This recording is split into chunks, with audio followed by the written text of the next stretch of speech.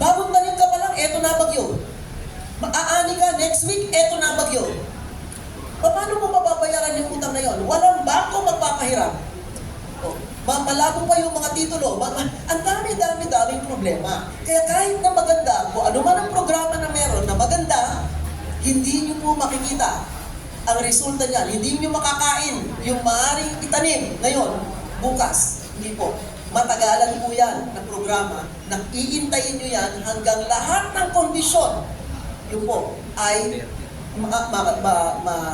maabot ng lahat ng magsasaka. Dahil yung magsasaka, hindi lang taga-tanim yan. Hindi lang. Kailangan meron pang proseso yan. Napoprocess yung kanilang mga produkto. Kailangan meron ka pang dadalhin mo sa merkado. Kailangan may nakakaalam na doon bibilhin. Di ba? Dahil kung minsan ang gulay, 120 piso, 1 kilo. Pero doon sa mga magsasaka, 20 pesos lang po. 20 pesos lang. So ano yung namamagitan? Magmula yung sa gulay at magmula sa kakain ng gulay. Oo, 3,000. Or manok Tapos yung... o anumang hayop na inaalagaan. Naalala niyo, nagkaroon tayo ng African swine flu. No? Lahat halos ng baboy sa Luzon pinatay. Ang kinakain natin ng baboy galing sa Bacolod, galing sa Cebu. Pupunta mismo tayo sa iyo. Wala po dito yun. Makita niyo po, hindi ko po pwedeng bula-bulahin kayo. Ano? Sa internet makikita niyo. Sa China, yung piggery nila na tinayo, 26 stories. Makikita niyo, oy, parang condo. Ay, nandun, baboyan. 1.2 million ang baboy bawat isang taon ang napoproduce. At kung ang isang baboy ay tumubo, isa lang ang baboy patayin mo. Huwag yung buong Luzon patay. Anong gagawin nyo dun sa mga negosyante na meron silang mga piggery? Nung bumaba na yung swine flu, bumili sila ulit ng baboy, tapos pinatay ulit. So, sinong mag-i-invest sa agrikultura? Yung baboy hindi instant yan, hindi magic wand. Baka kainin mo yan, aalagaan mo yan, hanggang pwede mo na siya ibenta at pwedeng katayin at pwedeng kainin. Matagal na proseso mo yan. Pero pag pinag-usapan natin, 20 days or 30 days ang ating food security, paano kainin yung baboy 20 days? Mula nung pinanganak? No way! Diba? So kailangan humanap tayo. Itong BRICS, maaaring magbigay ng liwanag. Bakit? Dahil sila ay maaari, yung ibang bansa na sumasali dyan ngayon, maaaring katulad din natin yan dati. Pero dahil dito sa kaunlaran na dinanas nila ngayon sa nakaraang 20 o maaaring 10, 20, 30 taon, ay sila na ngayon ay maaaring magkaisa at meron na silang katumbas na pwedeng ibahagi sa mga bansa na katulad din nila na naghihikahos noong panahon nang sila ay nagsisimula. It's just a matter of understanding and knowing sino ang makakatulong sa atin para hindi maging issue yung gutom at yung poverty o kahirapan. Diba? Kasi hindi po climate change. Hindi po dahil sa environment ang dahilan ng ating kahirapan. Yung kahirapan natin ay nanggaling sa napakaraming desisyong pangpolitika. Doon nagsisimula ang ating kahirapan at hanggang ngayon, nandun pa rin. Hindi po yung climate change, lahat ng buong mundo sasagupahin ng climate change na yan. Pero yung desisyon pangpolitika, nasa bawat bansa po yan. Nasa bawat bansa kung ano ang kanilang magiging kapasyahan. Thank you. Thank you, Senator Nikki Cosateng. Okay, kay Attorney Vic Rodriguez, world's number one biggest rice importer tayo. Nagkaroon ng food shortage. Walang bibili ng bigas. Ano mangyayari sa atin, Attorney? I completely agree doon sa pananaw ni Senadora Nikki Cosateng. Kinakailangan na pinag-uusapan natin hindi kung paano political persecution si Pangulo Rodrigo Duterte. Kailangan ang pinag-uusapan natin ay hindi kung paano i-impeach ang ating Vice Presidente na hinalal ng 32 million Filipinos. Kailangan ang pinag-uusapan natin, hindi na dapat yung paulit-ulit na wala naman direksyon o giyang malinaw na Quadcom. Pag-usapan natin yung food security. Hindi na papag-usapan ano ba yung ating inventory or buffer stock ng bigas. Ano ba yung ating inventory ng baboy, ng baka, ng kalabaw? At ito ang ating pag-usapan. At hindi natin kaya ako ay naging aktibo. Nandito nakita ko si Daniel Long. Kaya ako ay naging aktibo doon sa ating ginagawang Forum on Anti-War sapagkat wala tayong sa posisyon makipagdigma sa ating higanting kapitbahay at superpower na China. Para lang po sa kaalaman ng lahat, dito at yung mga nakasubaybay sa kanilang tahanan, sasakyan, opisina, kung nasa man ho kayong panig ng mundo. Alam po ninyo, ang number one source of imported products sa ating mga Pilipino ay ang bansang China. Pag tayo ay nakapagdigma o nakita natin bigla, one day, na tayo ay nasa armadong komprontasyon sa ating kapitbahay at number one source of imported products sa China at itinigil nila yan, hindi po kayang pakainin ng gobyerno ang kanyang populasyon. Yan ang masaklap na katotohanan. At ito dapat ang pinag-uusapan. Ulitin ko, yung problema natin sa food security hindi matutugunan at hindi kasagutan ang patuloy na political persecution na dinaranas si Pangulo Rodrigo Duterte. Hindi rin politika ang sasagot sa ating problema ng food security sa pag-i-impeach kay Vice President Sara Duterte at lalong hindi ang kapatuloy na Quadcom hearing ang tutugon sa problema natin ng walang kasiguruhan pagdating sa pagkain at makakain nating mga Pilipino. Panahon na siguro na ipasa rin dyan na matagal na nakabinbin yung National Land Use Act sa Senado at sa Kongreso. Matagal na po dapat ipinasayan na kung saan we will going to classify yung ating mga lupa. At yung planning ho ay will be on the risk assessment ang magiging planning na gagamit na po tayo ng science and technology. Going back to food security, paliit yung output ng ating mga magsasaka pagdating sa pag-ani ng bigas. Sure, there's no denying climate change is here. Pero hindi kasalanan ng pagpalit ng klima. And again, I'll go back to the statement made by Senator Cosete. Yung mga maling political decisions, yung mga maling pamumulitika, yan ang dumadali sa atin. Hindi lang yung climate change. Yung pagnanakaw sa flood control funds, hindi po climate change yan. Yan ay bad governance. Yung pagpapahintulot na lustayin at nakawin ng flood control funds, you cannot blame that sa climate change, yung pagpalit ng klima. Yan ay pagnanakaw. Kaya nga isinusulong natin yung war on corruption. And then, balikan ko lang na tackle ko yung briefly yung usapin ng bigas, yung inventory ng baboy. Yung 1992, ipinasa po ni then Senator, eventually naging Pangulo ng Pilipinas, si Joseph Erap Estrada, yung batas creating the Philippine Carabao Center, 1992. It is already 2024 or 30 years after.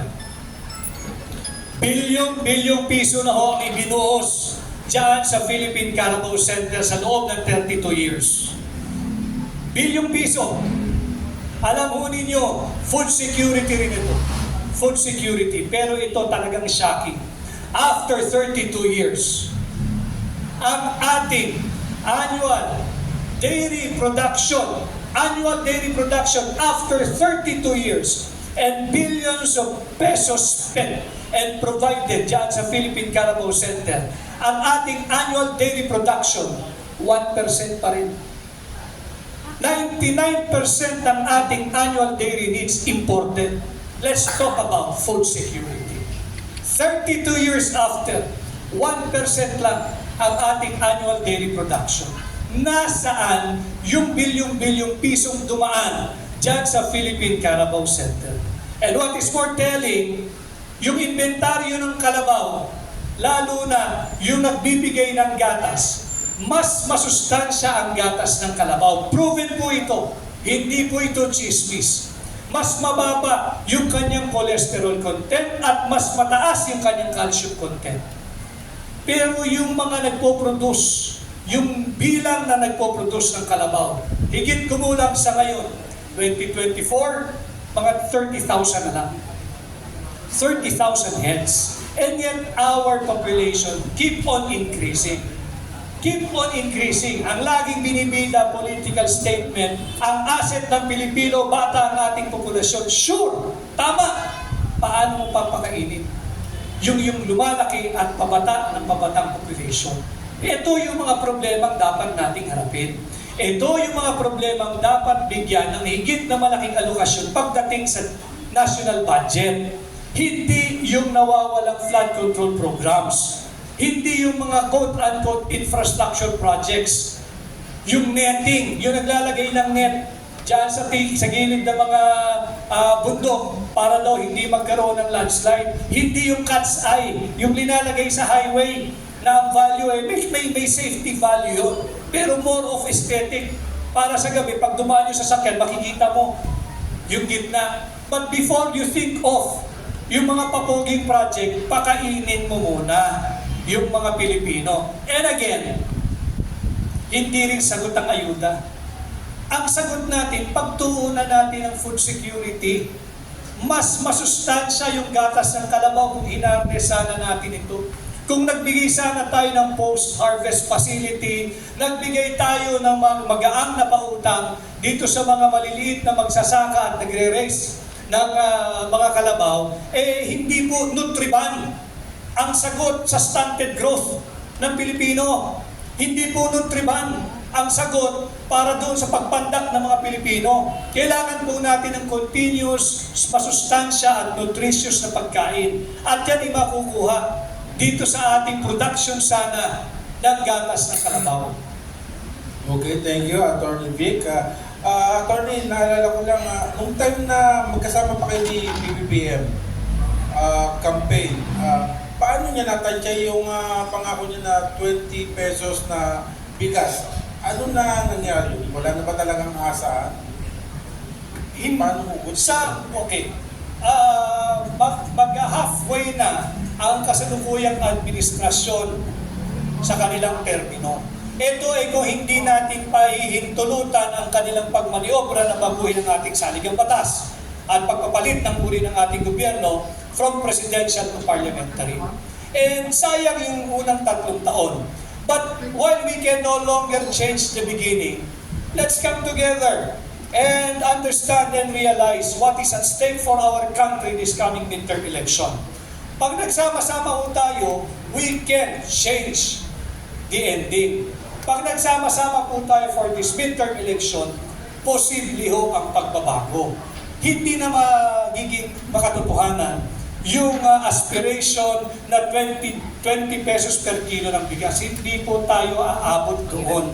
Bakit? Okay, nandyan yung climate change, nabaha yung mga pakaraming lugar, nasira yung mga maraming palayan, at higit sa lahat, then paliit ng paliit talaga yung lupang sinasaka. Kasi kino-convert into subdivision. Yung lupa dapat sana ay sakahan, nauuwi at ginagawang subdivision. Huwag na ho tayong lumayo, baybayin mo na yung NLEX Dati kaliwat kanan, taniman ng palayan. Ngayon, panay warehouse na. Bakit? Wala tayong National Land Use Law na matagal na dapat ipasa. Dahil ito will address yung problema natin sa food security. And speaking of, nais ko lang kong kilalanin, may mga nagpipitagang panauhin din po tayo. Naririto po ang mga haligi ng Quezon City Integrated Bar of the Philippines at mga prime movers ng Quezon City Trial Lawyers League. Nandyan po si Attorney Noel Biboy Malaya. Nandyan po si Attorney Redemberto Tem Villanueva. Nandito ang dating Pangulo ng FEU Law Alumni, si Attorney Oji Mendoza. Andito ang nakasama ko dati sa pamahalaan, ang nagsilbi bilang Administrator ng Marina, si Administrator Attorney Nani Fabia. Inumaga, sir. At ang nagpatibay lalo ng samahan ng TECO at MECO, ang dating Direktor ng MECO, si Attorney Ray Simpao. Thank you for joining us this morning. Welcome. Ito po ma'am, ang mga stalwarts na legal practitioner natin dito sa Quezon City. Ayun, so we expect na yung national land use isa sa tinututukan ninyo sakali kayo maupo. If I'm not mistaken, Ben, nakalusot yata na ito sa Kongreso. Mukhang nahihirapan na ang pagbalangkas at paglusot sa Senado. Pero yung nangyayari, baha dito, baha dyan, sama mo na yung climate change. Ulitin ko ha, climate change is for real at naririto siya. Pero yung patuloy na pagbaha, maya't maya, wag mo natin isisi lamang sa pagpalit ng klima. Yan ay dahil sa korupsyon. And yes, it's time that we push for the passage of the National Land Use Law. At kung sakali yung pahiramin ninyo ako ng inyong mandato, isa rin yan sa sisikapin nating maipasa because it addresses food security. Yan ang malinaw mula kay Attorney Vic Rodriguez. Okay, sa ating kapatid may katanungan, pakilala po na at Hello. Magandang umaga po sa lahat. Ako po si VMR Channel. In behalf po sa aking mga viewers live, umabot po tayo kanina, nag-pick po tayo ng 9,700. Ito po ang aking mga katanungan. Hingi po rin ako ng magiging advice sa taong bayan sa dalawa pong pinagbibitaganan po nating Senadora Nini Pusiteng at si Attorney Vic Rodriguez, yung tabing senador natin. Ito po ang aking base doon sa mga narinig ko kay Attorney Vic Rodriguez, napakarami pong pera na lumabas po, kung nagkalat, yung AKAP, yung TUPAD, AIX, napakarami po nito. Mayroon pa po yung flood control projects na 5,500 na natapos na in-announce naman po ito doon sa SUNA. And ayon po sa report, 1.4 billion daily daw po ang ginagastos dito sa mga flood control projects na ito. Nakakalula po ang mga figures at mga pera na lumalabas po sa ating bansa.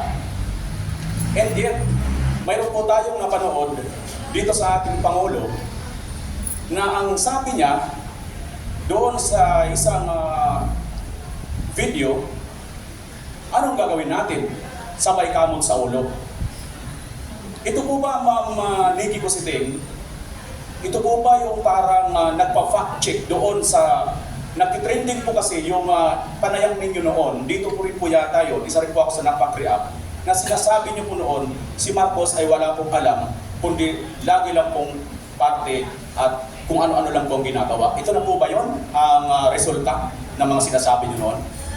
Baka mas alam ni attorney yung work habits, no? Dahil malayo po ako sa Malacanang. Hindi po ako naimbita ron. Kaya baka si attorney mas alam kung ano yung work ethic, no? Kasi yung mga, minsan, alam mo ito sabihin ko lang. Minsan, yung 2 seconds or 3 seconds no, na nakukuha sa video, does not really tell the whole story. No? Minsan. Pero baka si attorney mas alam. Kaya Attorney, baka pwede mo raw may share. Mahirap pag naitabi ka sa dating senadora. Totoo. But importante kasi yung malinaw na direksyon ng kahit na sinong Pangulo. Kung ang direksyon mo sana ay kagaya ng covenant and promises that you have made when you were campaigning, I don't think we would have reached this sorry state where we are at now. Kung sana itinupad lamang yung mga magagandang plano at pananalita at hindi natigil sa pangako, hindi siguro tayo umabot sa ganitong estado. And I believe, even during the time of the good Senator Nikki Cosente, when she was a senator during her incumbency, tabu o malaswa yung bilyong pisong budget. Ang isang kongresista o senador yata nung panahon niyo, ma'am, may 20, 25, 30 million budget ka lang makuha. Big deal na. Headline na yan. Headline na yan. Napakalakas ng senador na ito. Saan napunta ang budget ng senador? Ngayon, bilyong-bilyong piso, hindi ko nababalita. And again, we'll go back to transparency and accountability, not just of those who are in government, even media practitioners na talagang may nagkukubli ng mga bagay na dapat nalalaman ng tao. Ito yung dapat pag-usapan. Hindi yung, I agree with you, VMR, bilyong-bilyong piso ang nawawala. napupunta at tumataba ang bulsa ng mga politiko. Pero patuloy na naghihirap ang mga Pilipino. Dapat natin silang panagutin.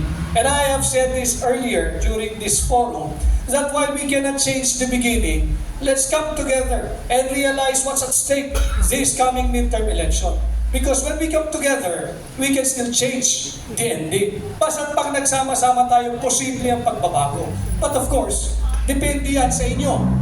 Alam ko namang pagod na kayo sa korupsyon. Alam ko namang pagod na kayo sa kahirapan. Huwag na nating pahintuluatan magpatuloy pa ang ganitong uri ng baluktot na pamumuno at pamunuan. Okay, may daragdag pa po si Senator Vicky. Go ahead po. Magmula kanina, pinag-uusapan natin kung bakit tayo ganito at anong naging dahilan din ng kahirapan. Meron pang hindi nababanggit, no? Kaya gusto ko sanang banggitin. Ang usapin ng kababaihan. Kababaihan. Alam niyo kung agrikultura ang pinag-uusapan, 70% ng trabaho sa agrikultura, kababaihan ang gumagawa. 70%. Pangalawa, sa statistika, hindi lumalabas yung babae. Bakit po? Pag tinanong, anong trabaho mo? Sasagutin lang nila, hamak na housewife. Ba't niyo hinahamak yung housewife? Samantalang, kung ang sagot ng babae, ako po ay labandera, kusinera. Ako po ay planchadora. Pumupunta sa palengke. Ako po ay nag-tutor sa anak ko. Naghahatid sa anak ko sa eskwela. Kung sasabihin niyo lahat yan, hindi ho invisible yung babae. Meron siyang silbi. Siya nagpapakain sa manok. Bira is ko yung lalaki nagpapakain ng manok. Nagpapatukas ng babae. So, 70%. Pati yung pagtitinda. Makikita nyo sa mga bangketa, makikita nyo sa mga talipapa, makikita sa palengke. Mga kababaihan po, halos nagtitinda. Maliban dun sa ginagawa nila sa pag-agrikultura, sa bahay, yung trabaho, siya pa rin ang naggumaganap. So, baka maaaring bigyan natin ng sapat na pansin. At yung babae, mas mahirap pumutang. Mas mahirap humanap ng pondo. Samantalang, pag binigay mo din sa babae yung pondo, hindi siguro maglalasing, hindi iisipin niya kaagad yung mga anak niya, yung pamilya niya, yung asawa niya, yung buong pamilya niya. Pag pinag-usapan natin kapayapaan, pag pinag-usapan natin yung kaunlaran, hindi rin kasama yung babae. Makita niyo sa usapan, sa meeting, o pag nakita niyo si Putin, di ba? Si Xi Jinping, puro mga kalalaki na nagsasalita tungkol sa kapayapaan. Pero pag upo nila sa lamesa, bakit parang pag nandiyan na yung latang presidente ng latang bansa, di ba? Ang pinag-uusapan, kailan natin bobombahin si ganito, bobombahin yung gano'n. So there must be something missing dun sa ating consciousness. I mean, this is something I feel has to be openly discussed and something that I feel has been lacking dun sa agenda o dun sa pinag-uusapan dahil hindi siya visible. Maaaring sinasabi lang, ginagawa lang siyang parang katutuwa or para may pag-usapan, yung sweldo ko, binibigay ko lang sa asawa ko eh. So napupunta doon sa babae. Diba? Pero, paano kung wala na? Ay parang sinabi mo, yan ang sweldo ko, pagkasyahin mo yan. Pag hindi na kasya, gagawin niya. So, ibig sabihin, itong mga ibang usapin na ito ay magkakaroon ng lalong higit na kabuluhan kung isama natin yung kababaihan dun sa agenda. Whether BRICS, whether food security, whether PhilHealth, kung ano man yan, hindi mo halos kasama yung mga kababaihan dyan. Kaya yan ang bigyan natin ng panibagong mukha na sana dito po sa darating na halalan, dito po ang kababaihan ay mabigyan ng sapat na halaga. Kasi Vic, pwedeng gawin niyang ano yan, part of your agenda, di ba? Ako hindi kandidato. It's actually my daughter-in-law. Meron silang naitayong party list. At yung party list na yun, pangalan kababaihan. Dahil hindi ko na-mention eh. Kaya isip ko, bakit laging hindi kasali sa usapan ang mga kababaihan? Diba? Alright. Okay. Okay, at may isa pang katanungan dito. Kay Attorney Vic naman, what do you think of the plight of our Filipino fishermen and farmers today? What reforms are needed to assist them? Yung sa magsasaka lagi hong napapag-usapan. Yung sa mga mangingisda ay ang laging sinasabi dahil daw yung quote-unquote pambubuli o pambabraso ng China diyan sa South China Sea. Subalit alam mo ninyo, in one interview that gone viral, meron po yung mga mangingisda na binibigyan ng ayuda. Ang sagot po nila, hindi kami after sa ayuda. Ang gusto namin ay suportahan kami ng pamahalaan na makapangisda at makipag-usap sa bansang China at makabalik doon sa tinatawag na traditional fishing ground. At dahil hindi naman daw sila happy na dependent sila sa gobyerno. In the same manner, yung sinasabi kanina ni Senadora Nikki, yung kababaihan, ganun din mo yung ating mga magsasakay at yung ating mga mangingisda. There is dignity in honest labor. May dangal doon sa nagtatrabaho ng marangal. Yan yung ating mangingisda. Yan yung ating mga kababaihan.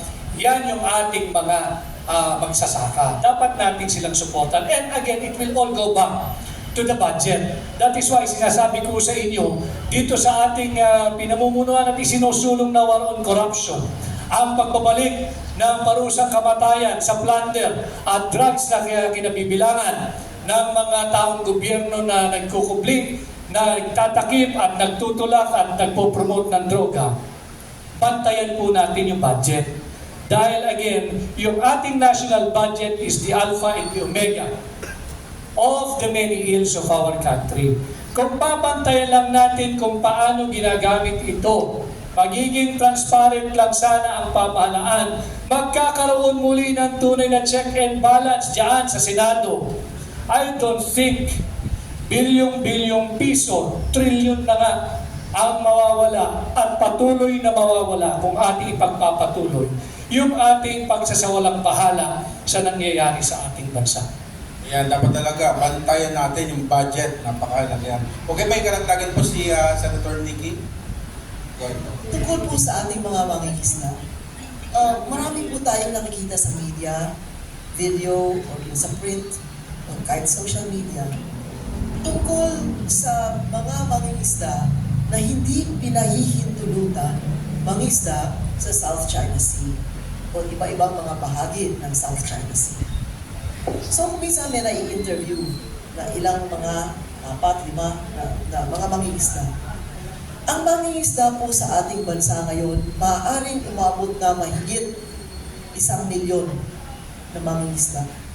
Maaaring 1 milyon. Nationwide, di ba? So, kung 4 ang nagsasabi na hindi sila pinahihintulutan mangisda, ano ang kinabubuhay ng 1 milyon na mangingisda? The figures cannot convince me. The figures cannot convince me that China alone can stop 1 million fishermen from fishing in the South China Sea. Dapat alamin natin, ano ba naging dahilan? Ano ba? Kasi kung pupunta tayo doon, ano ba? Sino sasama? Ano ba? Merong magpahiram sa akin ng sasakyan. Ba? Huwag naman bangka. At least naman may motor. Sasama ako, punta ako. Mangingisda ako doon.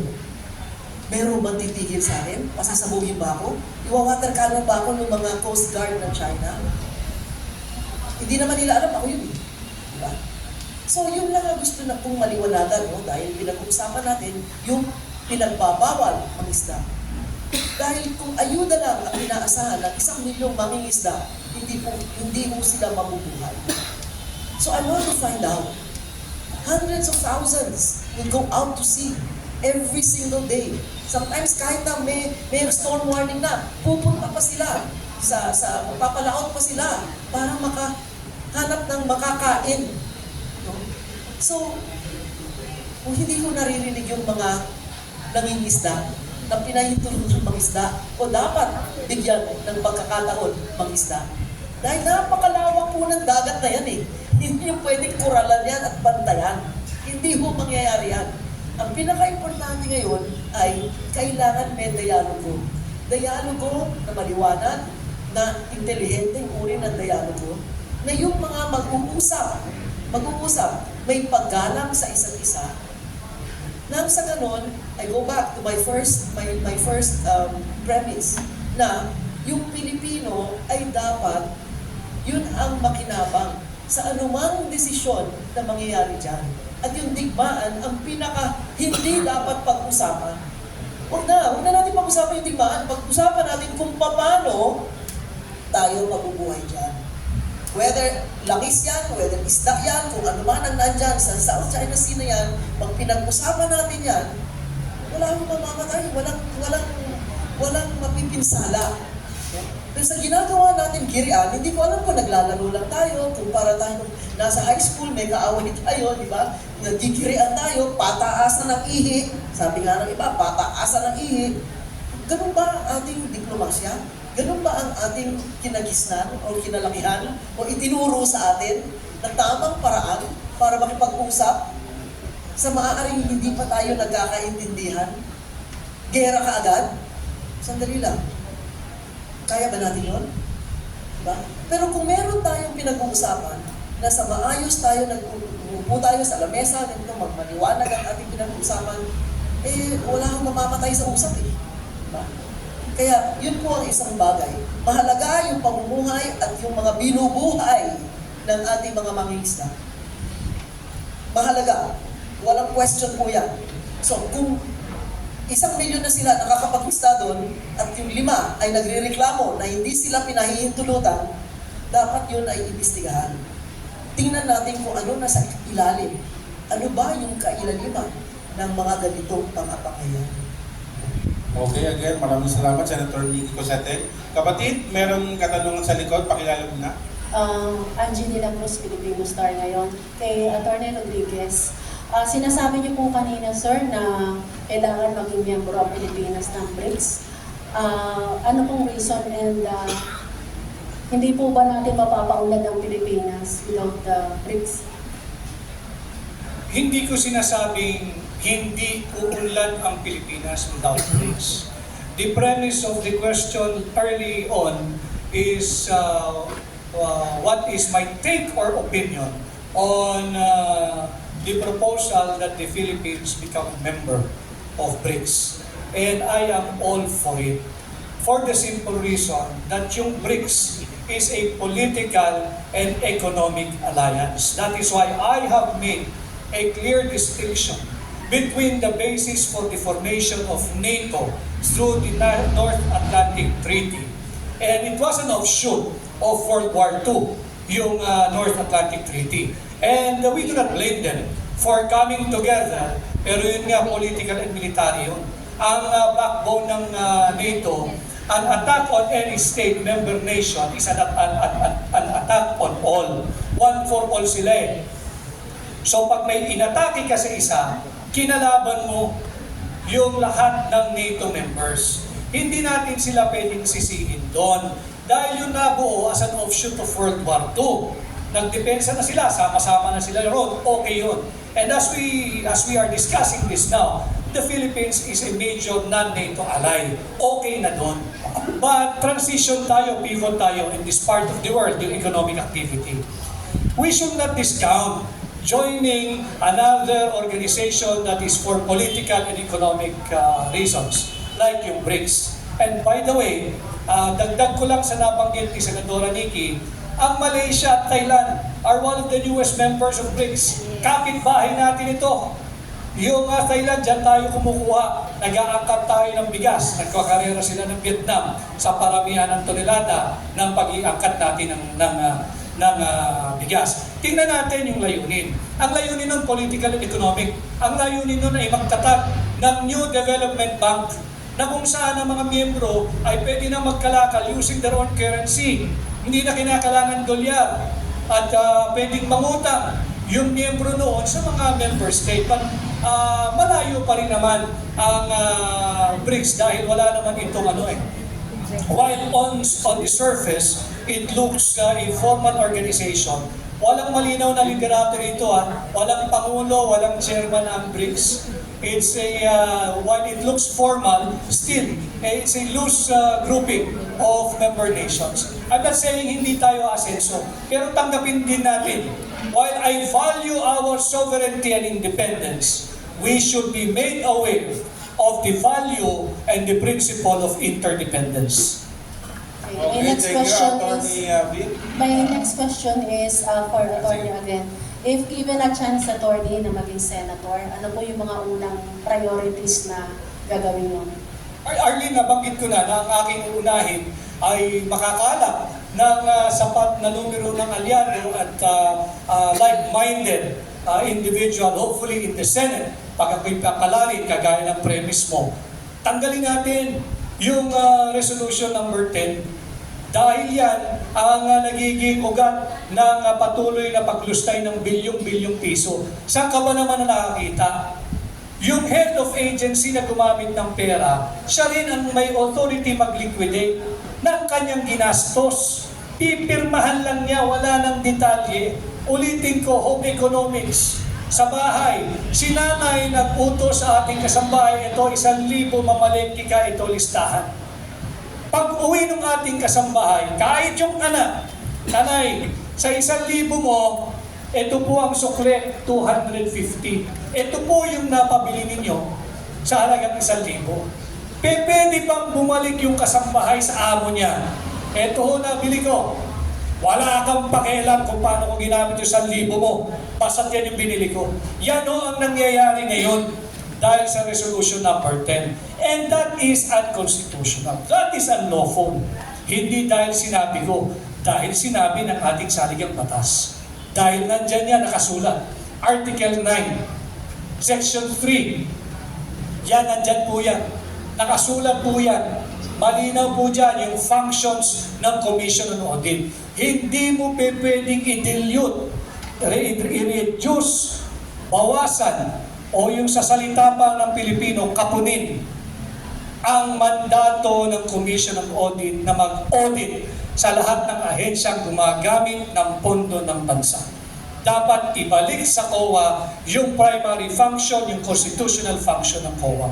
And of course, yung sinasabi nating war on corruption, kung tayo pa ihintulutan at mabigyan ng upuan sa Senado, kung bibigyan niyo ako ng isa sa 12 boto ninyo para maging senador, gagawin ko, sisikapin kong maibalik ang death penalty para sa krimeng plunder at droga. At ulitin ko, yung plunder, ibababa natin yung threshold. From 50 million, baba natin ng 5 million. Dahil hindi dapat tayong nakaupo lamang nagmamasid habang ninanakawan tayo at pag hindi umaabot pa ng 50 million, hindi mo pwedeng kasuhan ng plunder. At walang sino man ang makakapagsabi na itong panukala kung ito ay anti-poor dahil walang nakapagnakaw ng ₱1,000,000 na matatawag mong mahirap. Ito, ang biktima rito, hindi isang tao.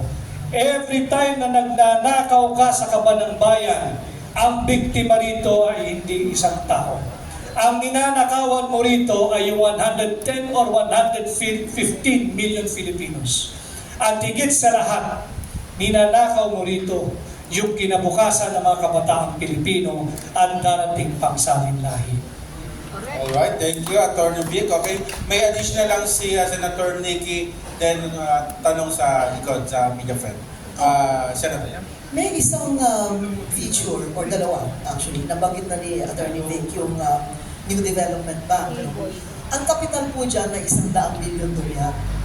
Yung $100 billion ay alinsunod sa pangalan ng bangko ay yung New Development Bank. So yan po ang pwedeng gamitin ng mga member states para mag-develop. Meron din silang isang tinatawag na Contingency Reserve Agreement. Ibig sabihin, another $100 billion ang nakalaan para i-suporta sa mga bansa na nahihirapan magbayad ng utang. Nung bago pa po ako sa Kongreso, 1987, as Congresswoman of the 3rd District of Quezon City, yung pong 70% ng budget na pupunta sa debt service. Debt service, pambayad sa utang. Kaya yung amin pong advokasya doon ay tao muna bago utang. Yun po yung tinayo naming organisasyon, yung mga hindi na masyadong bata, nakakaalala pa niya. Iniikot po namin yan sa buong distrito. Tao muna bago utang. Because 70% of our national budget, if you look at it, in 1988, 89, 90, etc., until maybe 92 or 93, halos 70% ng budget na pupunta sa pambayad sa utang lang. No?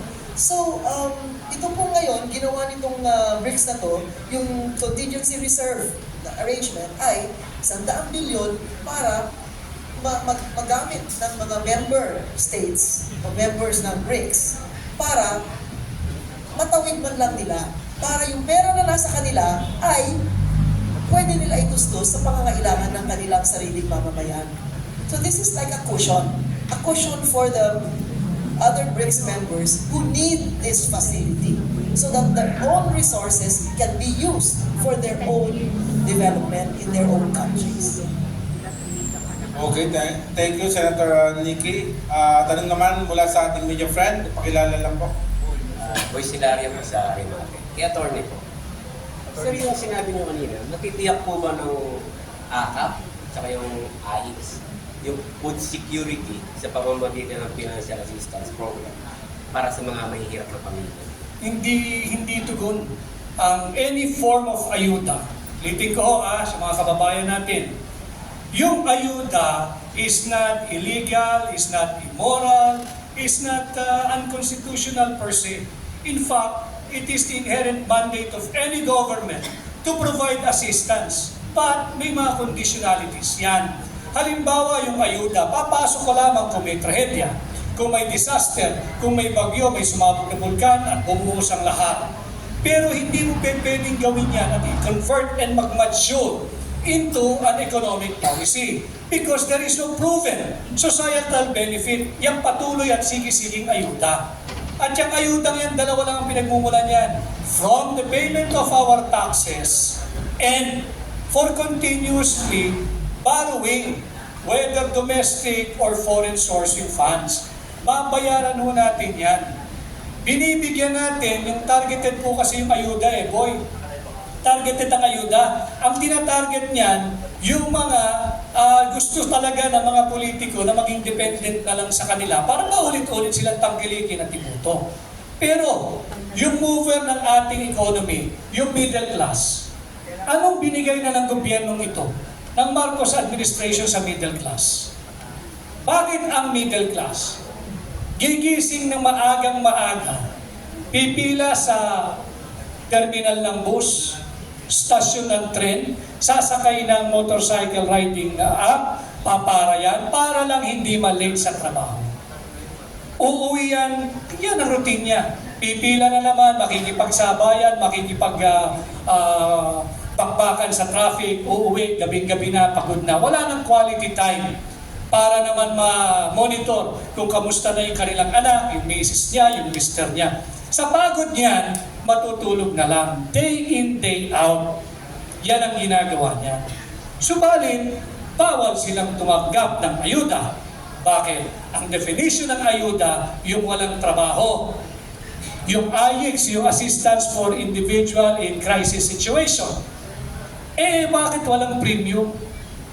Yung araw-araw na nagtatrabaho, na tuwing sahod, automatic kinakaltasan ng withholding tax. Anong binibigay nating protection doon?